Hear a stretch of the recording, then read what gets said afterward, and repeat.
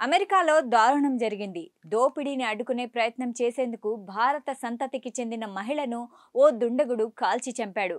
ఆమె తప్పించుకునే ప్రయత్నం చేస్తుంటే వెంటాడి మరీ చంపాడు. కిరణ్ పటేల్ అనే మహిళ డీడీస్ ఫుడ్ మార్ట్ పేరుతో సౌత్ కరోలినాలో ఓ స్టోర్ నడుపుతోంది. మంగళవారం ముసుగు ధరించిన ఓ వ్యక్తి తుపాకీతో స్టోర్లోకి ప్రవేశించాడు. దోపిడీ చేయడానికి వచ్చిన అతన్ని చూసి కిరణ్ పటేల్ భయపడకుండా ప్రతిఘటించే ప్రయత్నం చేసింది. చేతికి అందిన వస్తువును దుండగుడిపై విసిరి తప్పించుకునేందుకు ప్రయత్నించింది.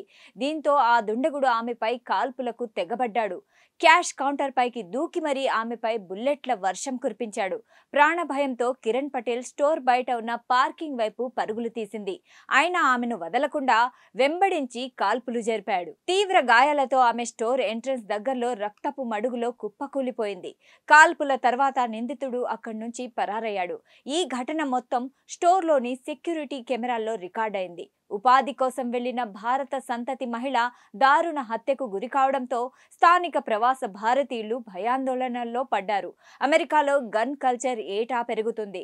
కాల్పుల ఘటనలు కూడా పెరుగుతున్నాయి. దీనిపై భారత సంతతికి చెందిన వారు తీవ్రంగా ఆందోళన చెందుతున్నారు. కిరణ్ పటేల్ మరణానికి దారితీసిన కాల్పుల సంఘటనతో సహా 2 కాల్పుల సంఘటనలలో ప్రమేయమున్న జైడాన్ మాక్ హిల్ అనే యువకుణ్ణి పోలీసులు అరెస్ట్ చేశారు.